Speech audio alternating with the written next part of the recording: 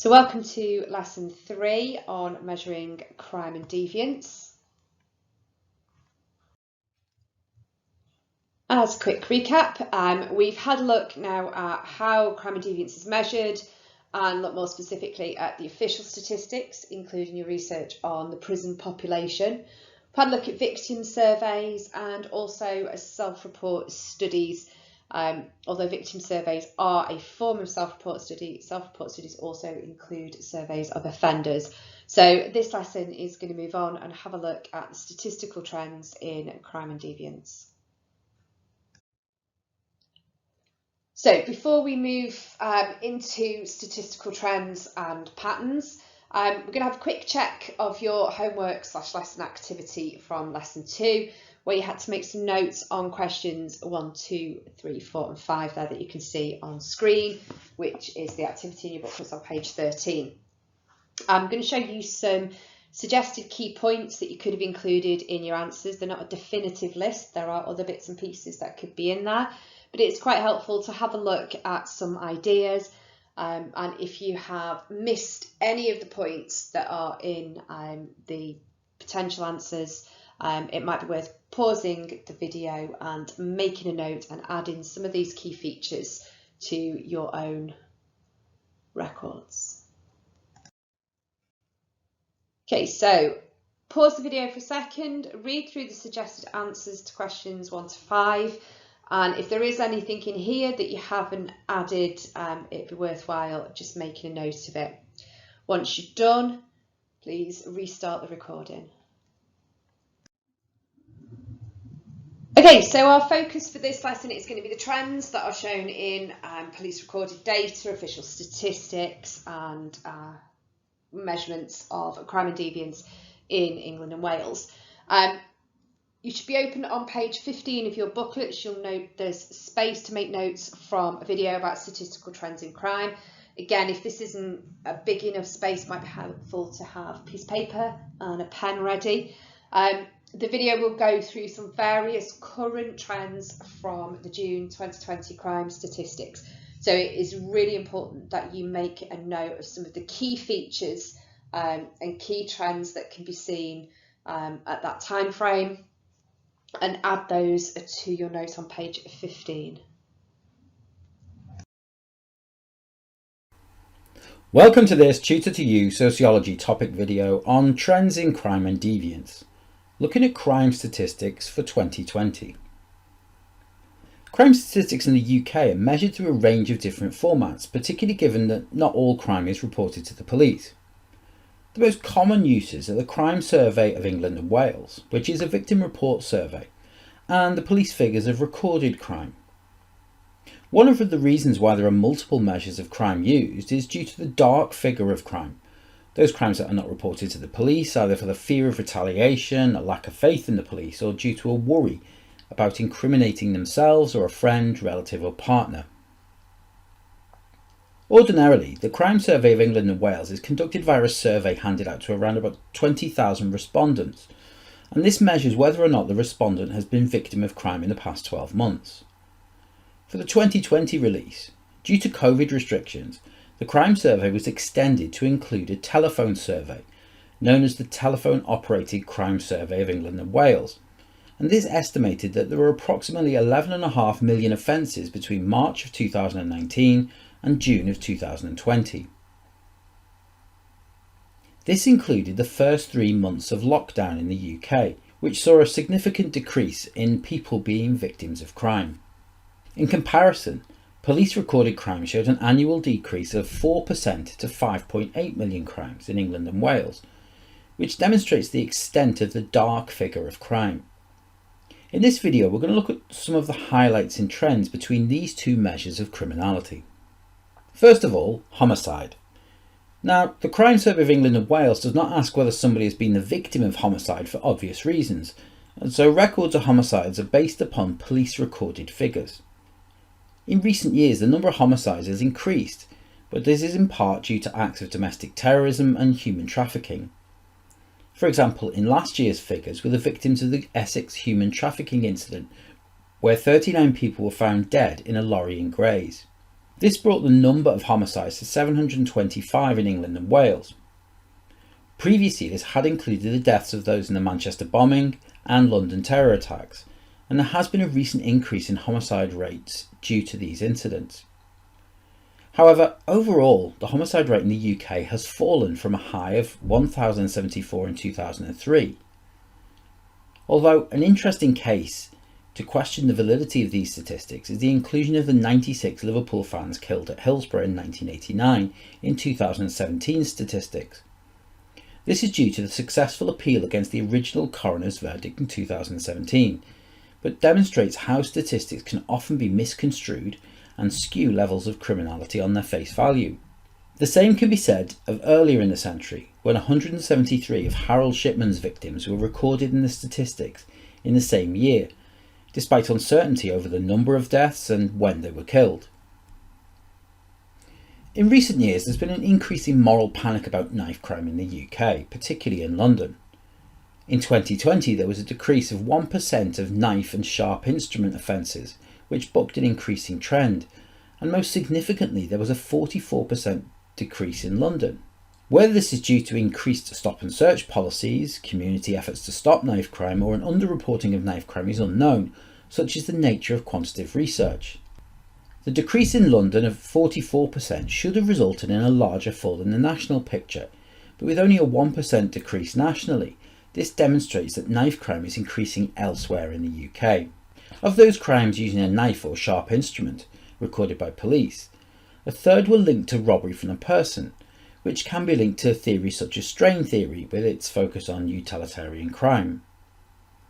Furthermore, threats to kill accompanying knife crimes increased by 22% in the year ending June 2020. Firearms offences have continued to decrease according to police recorded figures, with a 9% decline since 2019, and this was significantly impacted by the first COVID lockdown, with a 23% decrease in the use of firearms recorded. In 2020, there were 6,228 offences, with the majority being handgun offences, but this has declined significantly since the early part of the century, when there were over 10,000 offences per year.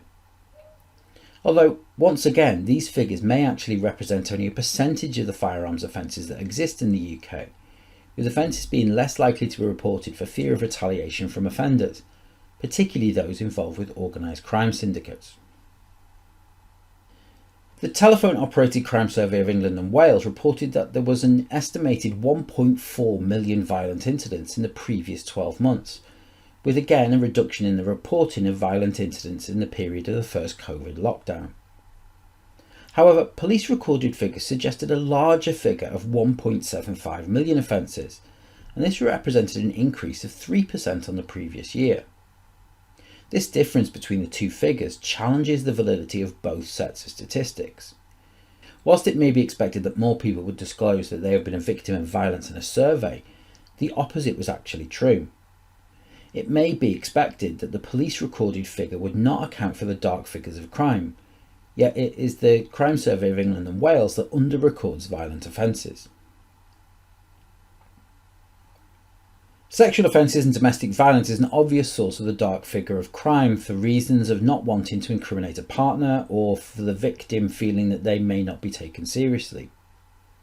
Sexual and domestic violence did not form part of the telephone-based survey due to ethical considerations, but the paper survey that recorded crimes to March 2020 showed that 2.2% of adults were victim of sexual assault or attempted sexual assault in the past year.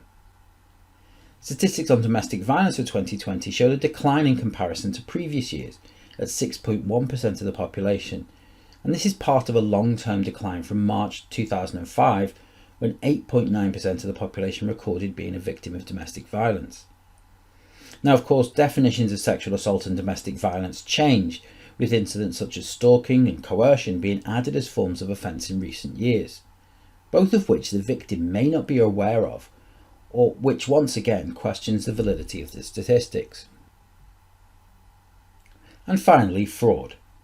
Once seen as a white-collar crime, the prevalence of fraud can be seen to have increased greatly, particularly in the era of globalisation and the growth of communications networks such as the internet. According to the Telephone Operated Crime Survey of England and Wales, It's estimated that 4.3 million people were victims of fraud by June 2020.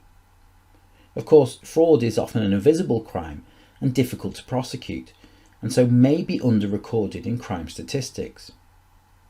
In 2020, there was a 4% increase in the cases reported to the National Fraud Intelligence Bureau to nearly 750,000 cases. Many others would be dismissed or reported to financial institutions and dropped due to smaller sums being involved. One form of fraud increasing was remote banking frauds, including using handheld devices to exploit contactless technology, with a 58% increase to over 50,000 incidents. Of course, this increased during the COVID period due to the increased use of the internet to purchase goods for delivery. Now, these forms of cybercrime are often undetected for a period of time also, with the cloning of cards and identity fraud often not being discovered for years, which may skew statistics on these forms of crime. That concludes this Tutor to You Sociology topic video looking at trends in crime and deviance, focusing on crime statistics to June 2020. Thanks for watching.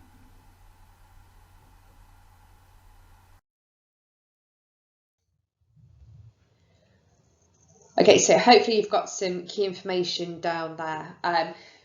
Begin to make connections, for example, the banking fraud links to globalization, the growth of social media and so on and things like that. So make sure you're making cross-topic connections whenever you're looking at some of the trends and data that are provided. So what we're going to do now is work through the additional data and statistics that are on page 15 to 21 in your booklets. First thing I want to do is just quickly go through the information at the bottom of page 15, which talks about some of the key features about official statistics and how the trends are plotted and recorded. So there was quite a large gap where crime statistics didn't really change. So that was 1876 through to the 1930s. Bearing in mind that this was a time of social changes, the processes of industrialisation and so on.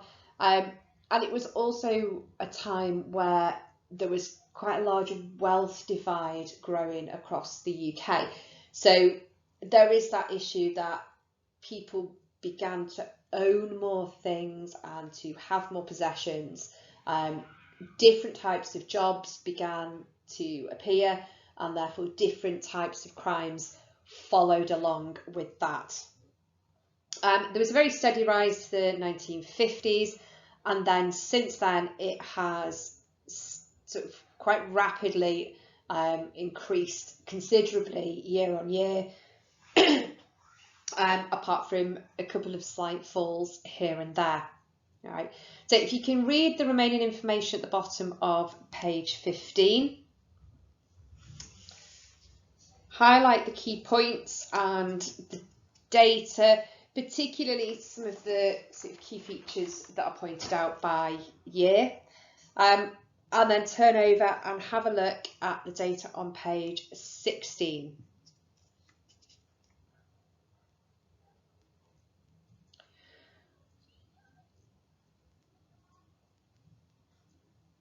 Okay, so data on page 16 shows crime survey for England and Wales. Remember, that's not official recorded statistics, right? So it shows a rise in the crime levels in the 90s and then a rather steady sort of decline in some of the overall trends in crime and deviance. Going over to page 17.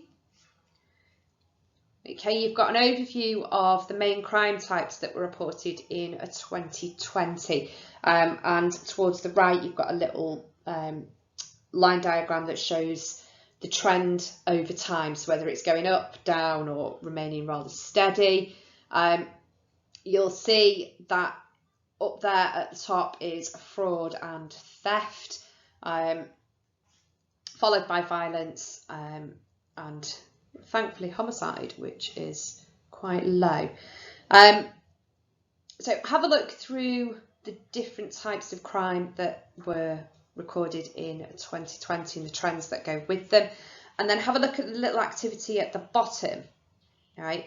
I want you to begin to connect this to things like moral panic and to sort of the idea of interpretivist perspectives on crime, this idea of the media and the role the media plays in sensationalising and creating a fear of crime.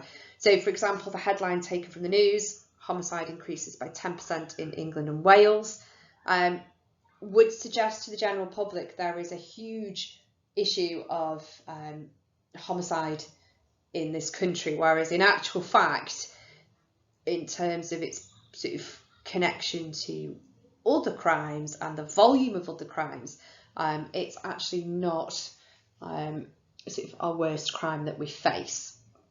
So pause the video, have a look at the little activity, have a go through the thinking process, and then have a look at the analysis point, and then restart the video to have a look at the data on page 18 and 19.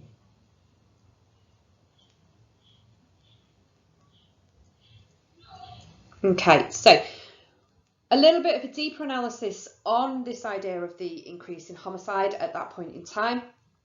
You've got a breakdown of changes in homicide right through to March 2020 when we saw a 10% increase. And you've got some key issues that were picked out of society at the time that have informed the changes in those homicide figures.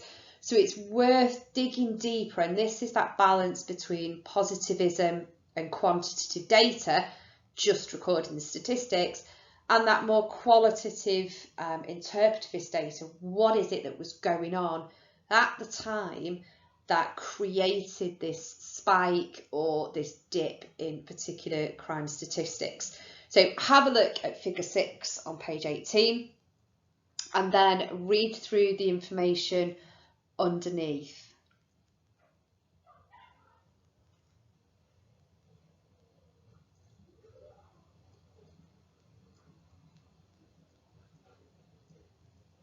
Okay, the final figure there is figure 5 on page 19. This is talking about violent crime, which if you read the media, we would be concerned is on an ever increasing spiral, and we live in dangerous times. However, it is evident that to March 2020, there has actually been a drop in violent crime. And although it's sort of levelling out at the moment, there is a significant dip in violent crime. So in actual fact, whilst the newspapers and the media report these issues of unsafe environments, violence, street crime, gangs, fighting, knife crime and so on, that violent crime level is in fact significantly lower than it was certainly in December 1996, but it's lower than it has been for quite some time. So have a look at the data and then read the information underneath at the bottom of page 19. Once you're done, restart the video.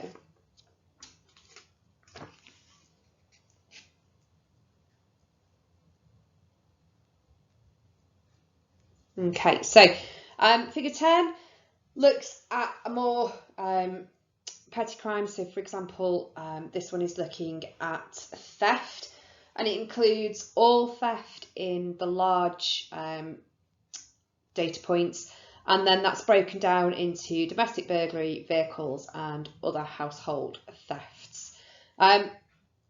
So again, this picture of official statistics tends not to match the presentation of crime in the media.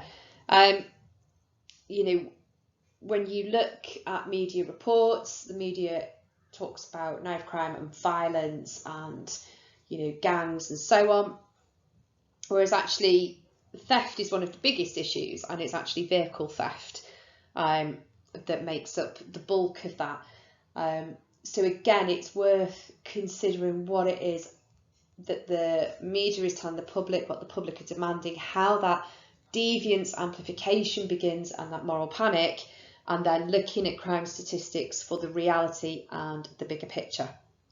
So if you have a look at the information at the bottom of page 20 under figure 10, pause the video until you finish reading and then restart it and we'll have a look at figure 13.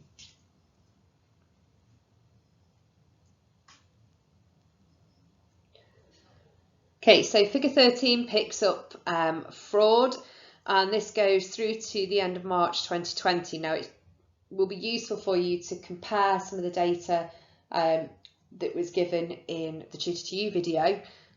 If you didn't write down the fraud statistics, you can flick back now, make a note of that and see what sort of significant changes took place and sort of towards June 2020. Right. So the most common form of fraud, which matches still the June 2020 statistics, is bank and credit account fraud, followed by consumer and retailer fraud, and then going down to advance fee fraud and other forms of fraud.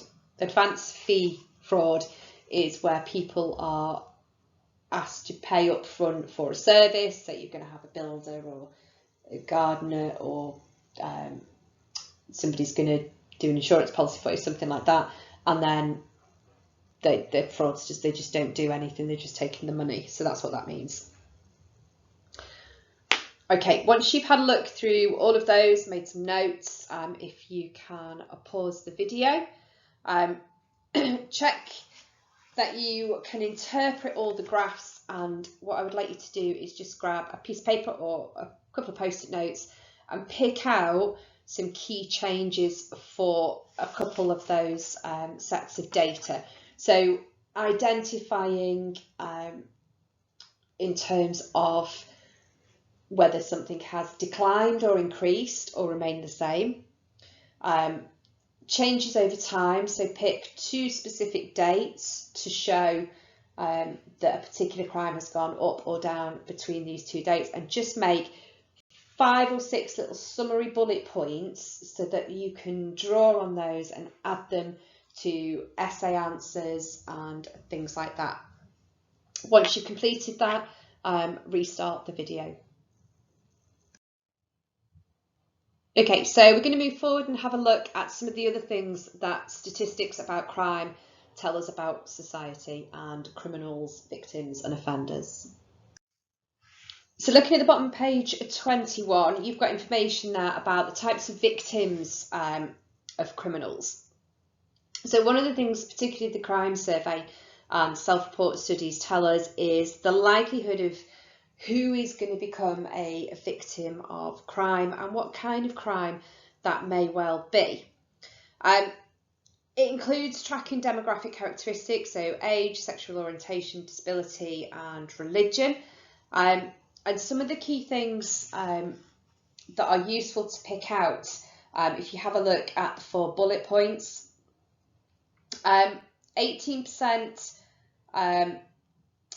of 16 to 24-year-olds will be a victim of crime, whereas over 75s it's only 5%. Now again, the media would sort of flip that on its head. Quite often the young people are portrayed as the criminals and the elderly are quite often portrayed as victims, and in fact it's more often than not the other way around.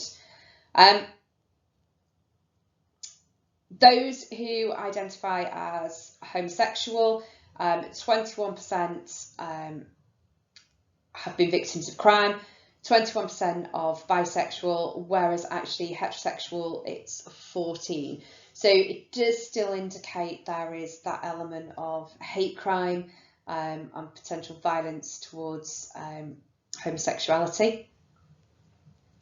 Those with a disability were only slightly more likely to have experienced a crime. And again, ethnicity and religious background, you're more likely to have been a victim of a crime if you are Muslim than if you are Christian, which again, when you look at the media reports, you would think it was very much the other way around. Right? So if you can have a look at the remaining information on page 22. Again, it indicates in figure 3 the likelihood of being a victim of crime by type of crime. Okay, so the different sort of elements of crime that you're most likely to be a victim of. And again, fraud, which is never really publicised in the media, is the one crime that the vast majority of people will be victims of, going right the way down to theft from the person and robbery, which again is kind of sold as a concern to individuals in society when in fact it may not be so. The next little section at the bottom of page 22 then is the types of offender. So crime statistics, particularly from court records and police records, give a picture of offenders. And you've also had a look at the sort of picture of offenders from prison statistics as well in your research. So only 3 in 100 British crime survey crimes had resulted in an offender being convicted or cautioned. That's really important to remember, because ultimately the British Crime Survey, or the Crime Survey for England and Wales as it's now called, asks people about the crimes they've been a victim of, regardless of whether it's been reported, recorded, prosecuted and so on.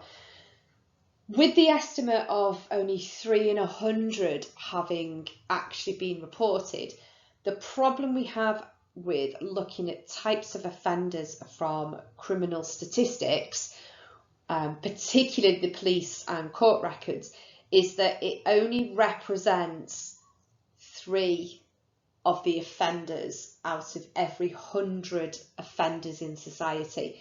So it's a very, very unrepresentative starting point for that data. Therefore, it's almost impossible to know what all offenders are like based on a very, very, very tiny unrepresentative proportion of the offenders that we are aware of and that we do know about. So some of the key social characteristics of those offenders who we are aware of, 80% were male and 41% of those were under 21, so that was in 2000. It generally is a steady picture that the vast majority of offenders are male. It's a very small proportion of criminals who are actually female. Looking at the national prison surveys, these are not conducted, extremely often, but they're done to look at quite significant and considerable details about the prison population. But in 1991, 62% of those inmates in prison were under 30, compared with 25% of the population as a whole. If you remember, when we were looking at the research task for the prison population, it's looking at not just who is in prison, but how does that reflect wider demographic data.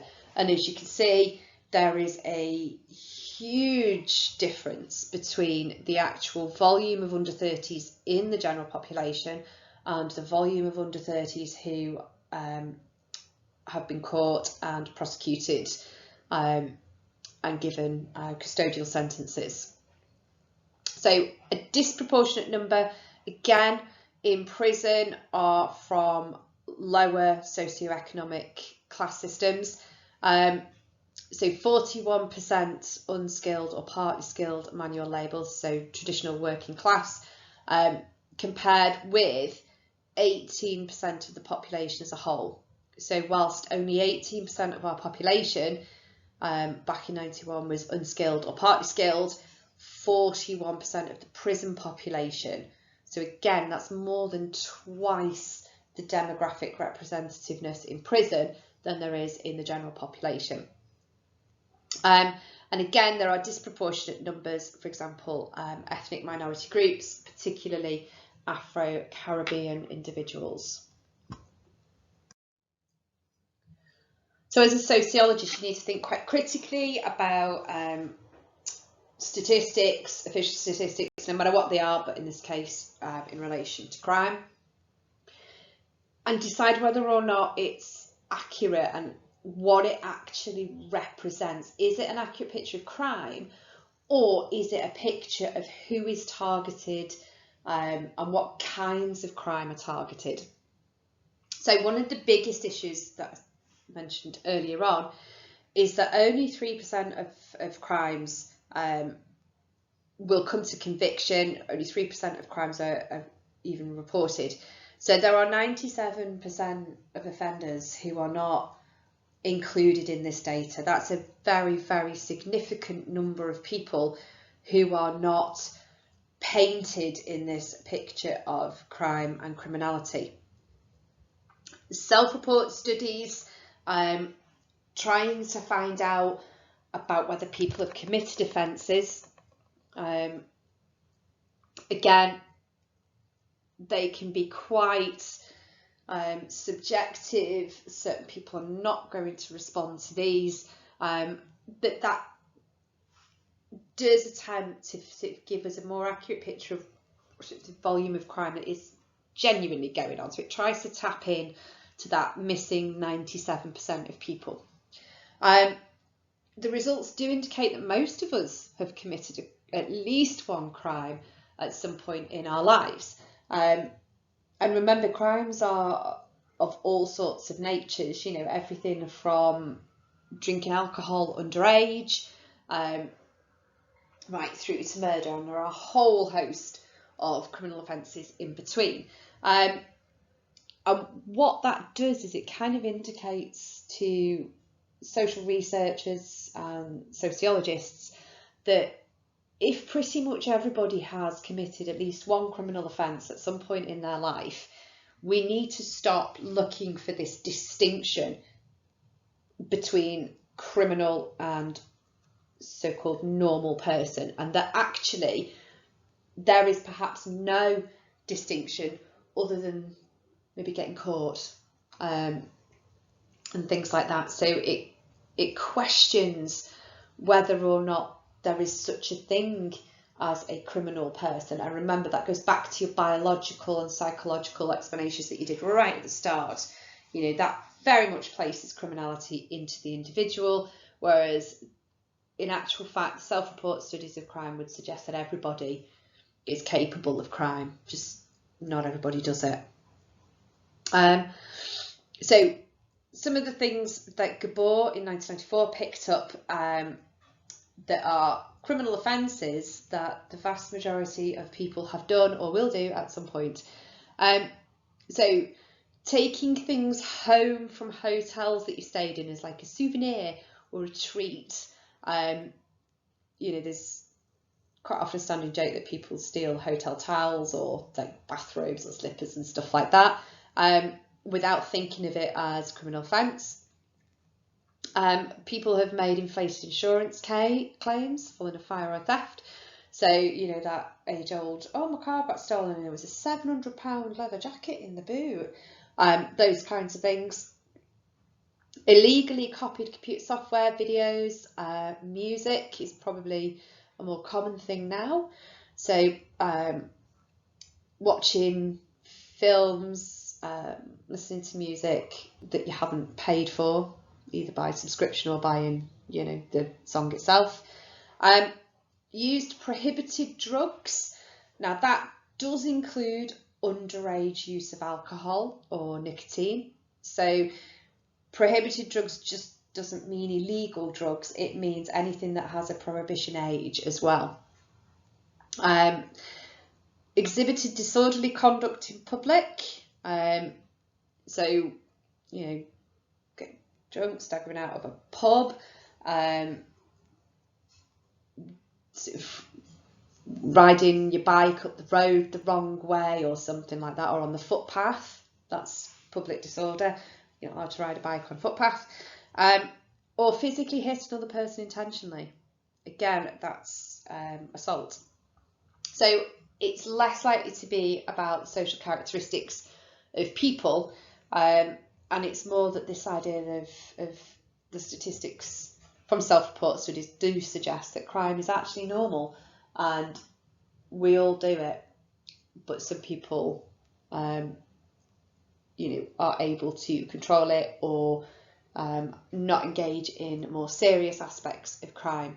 And perhaps it's better to be looking at the social circumstances that drive people to continue crime as opposed to seeing them as individuals who differ from the rest of us.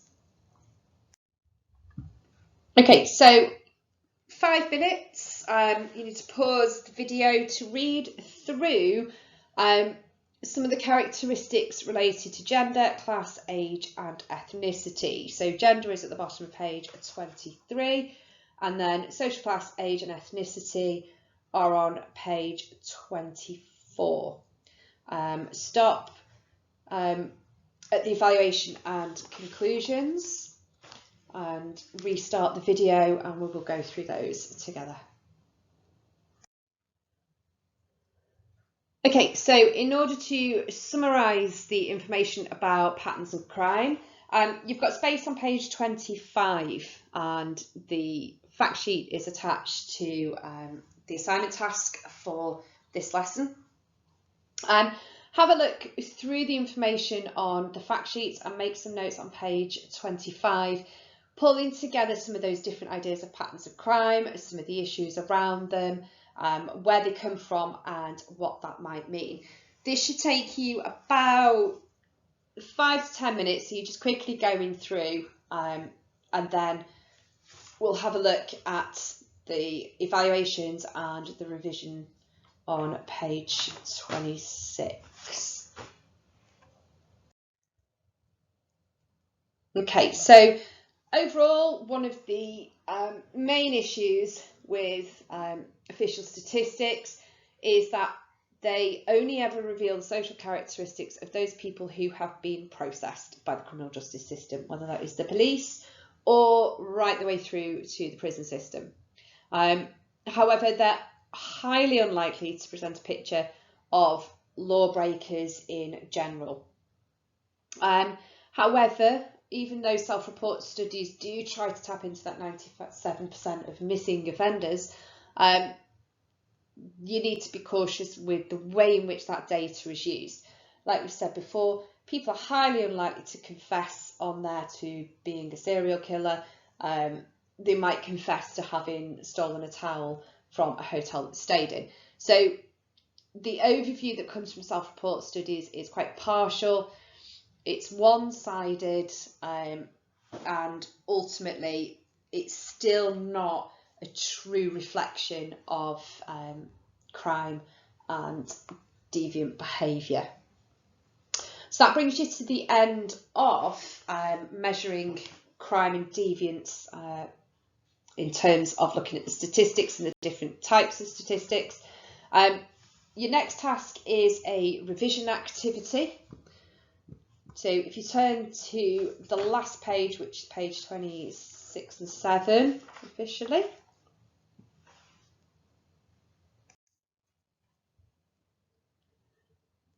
So your task, first of all, is to have a go at completing the little boxes on this summary sheet. I'd like you to have a go first and foremost of using your own notes, your own information, the information that's in the booklet to fill in the blank spaces. All right. Once you have had a go at doing that, which is the more important thing, because particularly for the trends and things like that, you need to be picking out your own understanding, the things that you will find the most straightforward to recall in an exam. Once you have completed as much as you can from your own notes and information, then unpause the video and there's some prompts on the next slide that help you fill in any of the other gaps. But it is really important that you have a go doing this independently as part of your summary and revision content for this lesson. And then once you're done, check your answers with the information on the next page. So pause the video, fill in the boxes, and then have a look at the information.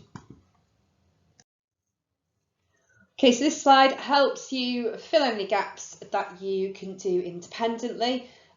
So have a go at filling in those blank spaces.